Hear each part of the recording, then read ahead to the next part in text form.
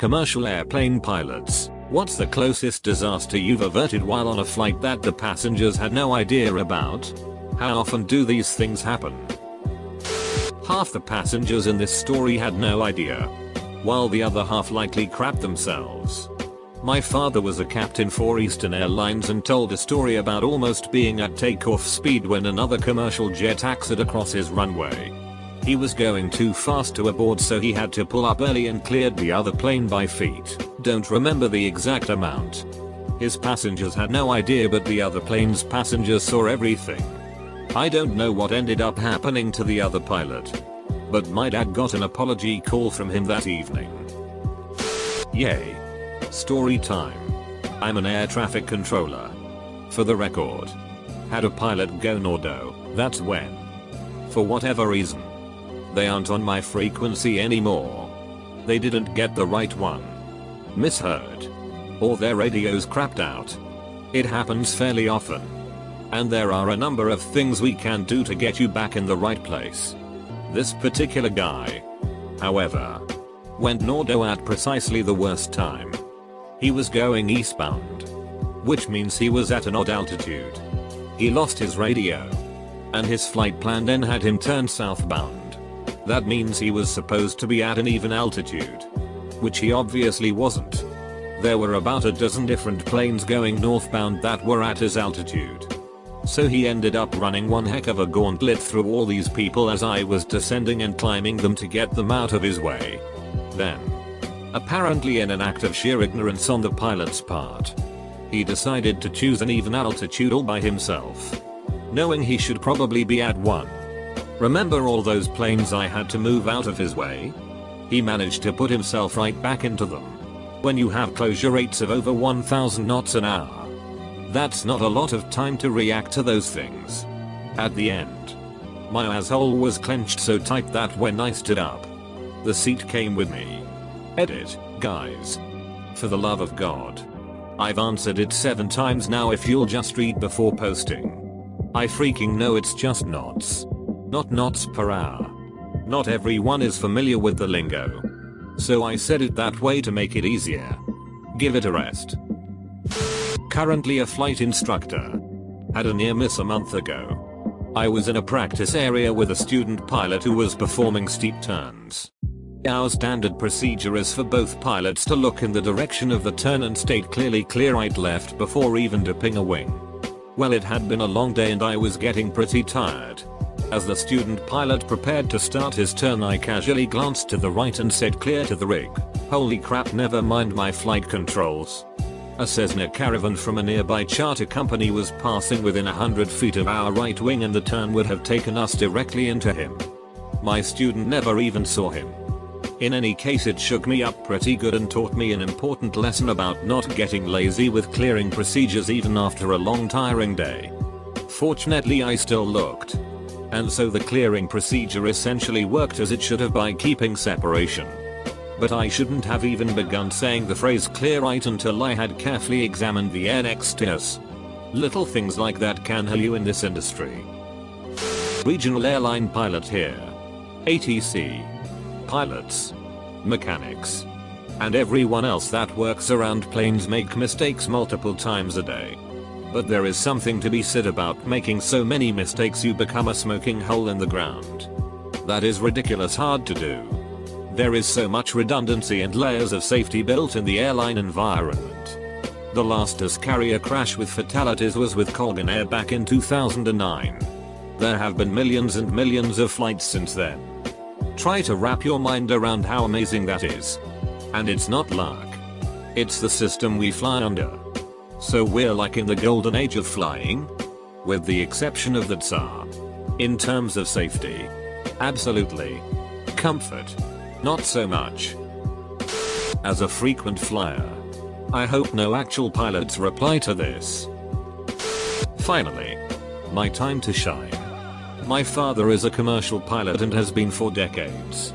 Used to be a 747-400 co-captain. Then a 757 captain. Not really sure what he flies these days. Anyway. A couple years ago he was very upset at exactly what this post is asking. He was in Brazil. or Buenos Aires, or some such place, South America, and on takeoff, the tire blew. It ripped a giant hole right through the wing of the plane. He had to dump thousands of gallons of fuel and managed to land the plane. The write-up that made the news was something like, "A plane had to do an emergency landing after an event today. No one was hurt." However, all the mechanics and people involved said they absolutely couldn't believe he managed to land that plane in the condition it was in. They claimed he should have crashed and couldn't believe it. He was very angry that they didn't tell the passengers and didn't want to fly again for a couple months. He was very shaken. He even sent the pictures to me of the damage and said I should leak them somewhere. But the fact is, no one cares. I managed to find them in the old email.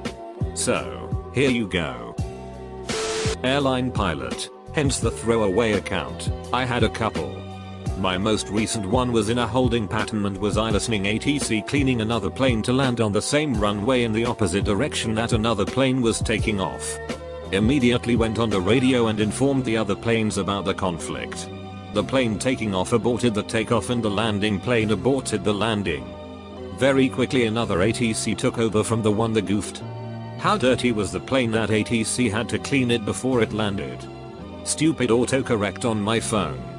But on second thought, the mental image of a ATC washing a plane on the runway is way too funny to correct, so I will leave it. Not a pilot, but I was on a plane that had a near miss. We were flying to Chicago and about to land. Right when the landing gear would normally pop out, the plane shoots straight back up in the air. I looked at the flight attendants, as they know what's normal and what's not. They looked scared shitless. I honestly thought it was a terrorist attack.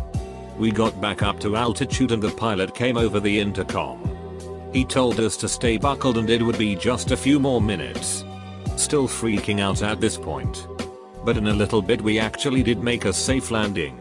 Turns out, two planes were attempting to land at the same time and on the same runway.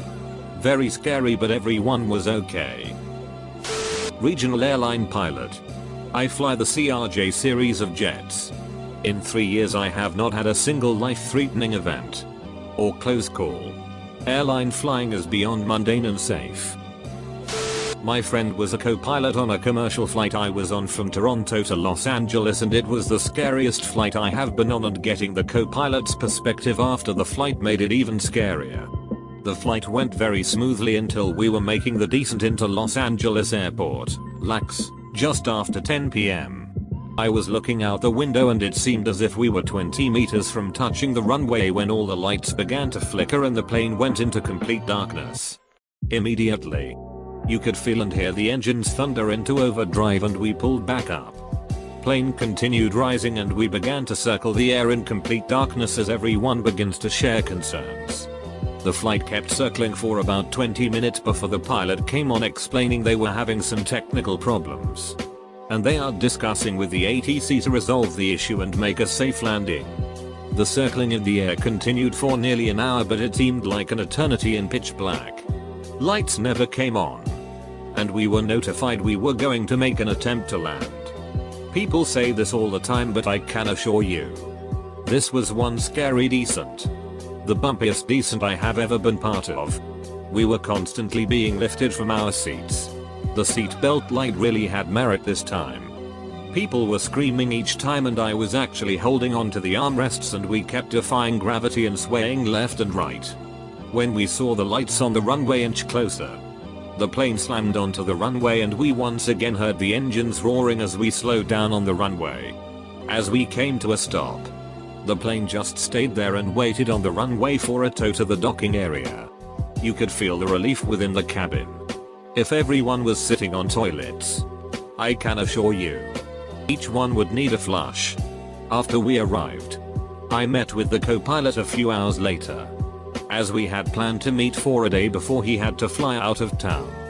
He explained they lost electrical power and had lost several forms of communication and flight information was not available to the pilots. Ultimately, the pilots had to land the plane manually with nearly no assistance or outside help. Considering it was nighttime, poor visibility and limited flight information available, This made for a very shitty landing. He admitted as well it was the scariest flight he has been on. Top smilest of moments, I thought I was dead. Airline pilot here. Most of us would rather not saying anything about emergencies while in flight. However, when it comes to an air disaster occurring, almost never. Full credit to the one time I had a commercial airline pilot tell the passengers about an emergency. We were flying into Boston Logan. Then suddenly the engines rev and I feel the airplane start climbing again. I was sitting near the front, so could see the flight attendants give quick WTF glances to each other. A minute or so later the pilot came on and said, "You may have noticed that we didn't land just now. I want to assure you that there is nothing wrong with the aircraft. We didn't land because there was a truck on the runway." I so would have liked to have been listening to the radio while that happened. I am a pilot, single engine, small aircraft only. But one flight I was a passenger in, the pilots avoided telling us about a disaster until we were about to land. On a flight to Florida, one of the front wheels fell off during takeoff. Luckily, the front of the passenger aircraft had two wheels, side by side, so we weren't doomed. But no passenger knew about the problem until we were 15 minutes from landing in Florida. The pilot told us that the wheel fell off, and we had to do an emergency flyby. They had ambulances and fire trucks lining the runway, and as we landed, we pulled a really long wheelie, keeping the only remaining front tire off the ground as long as possible. Here are two pictures of the incident. I was a doctor on a flight once. Both pilots came down sick. It was just me in the cockpit with autopilot on. Somehow the stewardess found a former military pilot on board. The look on his face when he came in and saw both pilots out. "Surely you can't be serious?" I replied, "I am serious. And don't call me Shirley." This doesn't entirely fit the ARP's description, as I was still a student pilot at the time and only my instructor and myself were on board. But while I was doing a random session of instrument training, I had my blinder down. For those of you wondering, this literally means I cannot see out the windows and can only see down to my instrument panel. My instructor is giving me instructions, and I am to only rely on the instruments, which also means that he was my only eyes. So, if for any reason he saw something he didn't like, he'd say, "My plane and take control." Well, we're flying along, and he's having me perform various maneuvers with the blinders down to teach me about trusting instruments. At one point, my blinder goggles slip down my nose a smidge, and I catch a quick glance out the side window. About 40 feet off of my wing was a skydiver with parachute open. I immediately whip my goggles off and scream, "Skydivers!" And my instructor had no idea. He was my only eyes during my maneuvers, and he had me fly right into the path of skydivers without knowing it. There was a small grass strip nearby that sometimes had skydiving flights in the late summer. Thankfully he quickly yanked the yoke and flew us out of the immediate area. But it still scared me shitless. Needless to say, he was mortified afterward and kept telling me it was an accident and he seriously didn't see them. I very well could have killed someone without even knowing it. Gives me the shudders every time I think about it. Not a pilot but response. Used to fly a lot as a passenger for work, about 40 flights a year. Almost half of those across the Atlantic. Experienced a lot of rough turbulence over the years, but only 2 bad incidents. First one pretty boring. Pilot decided to fly into a thunderstorm near Kansas City. Saw lightning forking through the clouds right next to the plane. One annoying lady wouldn't stop screaming. Second incident. About 75-100 miles south of Greenland. Pilot made a sudden dramatic sharp right turn that tipped the contents of a drink cart on someone. To the left of the plane were 2 massive metallic spheres, less than a few hundred yards away. Each one about the size of an aircraft carrier. They just sat there in the air at 35,000 feet, had a really shiny sort of wet appearance. Flight attendants asked everyone to close the shutters. Everyone had seen it though, and what the ducks commenced for the next 30 minutes. That was about 8 or 9 years ago and I still wonder what the hell it was and how close we came to hitting them. I went to an aeronautical university. The majority of students were either aerospace engineers or pilots. My boyfriend is an engineer and our good friend is a pilot. Pilot friend offered to fly the three of us to a large city an hour away. We flew in, ate some Waffle House, and started flying home. My boyfriend was in front, next to the pilot, and I was in the back. We were just coming over some large mountains when the ATC lets us know the winds are crazy strong down on the flight line. Our pilot hadn't been cleared to land, so we flew in circles until we started to run low on fuel. The pilot has one of his instructors on the radio, and they decide he can land, even though he doesn't have that qualification. We prepare for landing. The wind casually bats the plane sideways. We're swaying back and forth by the struggle between wind and pilot. Finally, touchdown and land safely. I was taking a nap the whole time. After we land, my friend talked about how scared he was. I fly an older Dash 8. We have lots of little problems. Sometimes the nav system blanks out. Minor electrical issues. I fly in an area with non-precision aisles. Sometimes we only fly VFR approaches. I was landing on a small dirt stripe on Baffin Island when a crosswind pushed the aircraft off the approach and we had just enough power to go around. If the plane was a little heavier I may not be here to tell the story. I am a commercial airline captain on a newish Embraer 175. Probably one of the scarier things I have had happen was when one of our cabin pressure control channels failed and we started to rapidly lose pressurization. Pressurization is important because the air is so thin and the flight levels, specifically above 30,000 feet. The higher up you get the less time of useful consciousness you have.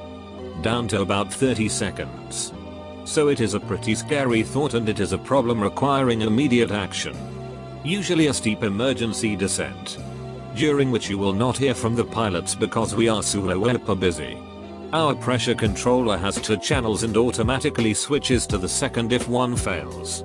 We were flying along about to start our descent and briefing our arrival and our ears started popping like mad. I looked over and the pressurization was climbing very fast. We started a steep, but not quite emergency descent, while I flipped the pressurization switch to manual and then back to auto. This manually switched the channel to the working one and we could continue without problem. Pretty sure all the passengers noticed with their ears popping. It gave us about 80 seconds of a scare though. The funniest part was that when we landed our maintenance control wanted us to defer the pressurization channel over the phone. Meaning we will fix it later, generally a very safe way to get flights out on time with something minor or redundant broken. I told him I was going to have to insist that someone come over and actually look at the plane to say it was safe to fly. Edit. I would like to add that the mechanics were not being reckless. These channels rarely fail. And having two is already a redundancy. They are absolutely able to defer them with very little concern for safety. I was being overly cautious in my request for an inspection and they accommodated me without question. A few mechanics out there must have very charged relationships with pilots. This is rarely the case in my workplace.